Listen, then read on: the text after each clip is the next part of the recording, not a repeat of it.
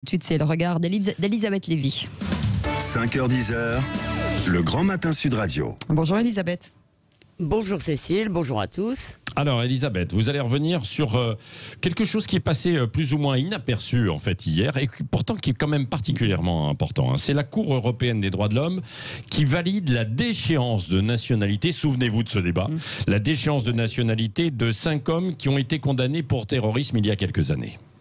Oui, alors il s'agit de 4 franco-marocains et d'un franco-turc qui étaient arrivés très jeunes et qui ont grandi dans la même cité des Yvelines. Et ils avaient été condamnés en 2007 pour leur participation, assez lointaine il est vrai, aux attentats de mai 2003 à Casablanca qui avaient fait 45 morts. Donc ils ont été libérés en 2009 et 2010 et déchus de leur nationalité 6 ans plus tard, en 2015. Et c'est contre cette décision qu'ils ont fait toutes sortes de recours qui sont arrivés à la Commission, à la Cour européenne.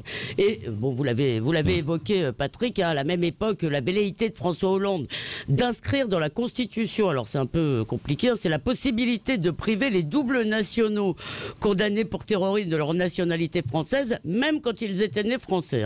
Et cette mesure était plébiscitée par l'opinion, mais elle avait fait exploser le braillomètre, et pas seulement à gauche, et on se rappelle que François Hollande avait reculé. Oui, c'est vrai. La décision de la Cour européenne est plutôt inattendue, non, Elisabeth ? Alors il faut savoir que la Cour européenne, c'est la bête noire des souverainistes. D'abord parce que cette juridiction supranationale peut invalider un jugement rendu au nom du peuple français. Ensuite parce que par nature, elle est droit de l'homiste, c'est-à-dire plus soucieuse du droit des individus que de celui des États. Eh bien même ce bastion du politiquement correct reconnaît à un État le droit de priver de sa nationalité ceux dont les comportements, je cite, sapent le fondement même de la démocratie. En gros, un État a le droit de se défendre, y compris en reprenant ce qu'il a donné.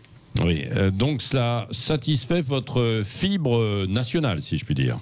Alors pas tout à fait. D'abord, la Cour précise que la déchéance ne viole pas les droits fondamentaux des requérants, simplement parce qu'ils ne sont pas nés français et ont été naturalisés peu de temps avant les faits. Donc dans le cas contraire, elle ne l'aurait pas validé. Elle ajoute que cette déchéance ne porte pas d'atteinte disproportionnée à leur vie privée parce qu'elle n'est pas assortie d'une mesure d'expulsion et que si une telle mesure était prise, ils pourraient de nouveau la contester. Ça signifie que la France est plus ou moins obligée de garder sur son sol des délinquants étrangers au motif qu'ils ont fait leur vie en France. On conviendra que cette souveraineté est très limitée. Oui, cependant, la déchéance de nationalité est-elle vraiment utile ? Est-ce que ça sert à quelque chose ? Eh bien, d'abord, je crois que tout ce qui montre notre fermeté face à nos ennemis est utile. Et puis, je me rappelle en 2015 avoir entendu Karim et Attila, c'était 2 des 5 requérants, qui pleurnichaient au micro de Jean-Jacques Bourdin. Ils disaient que la France était leur pays, qu'ils étaient allés à l'école maternelle. Enfin, la France, c'était leur mère.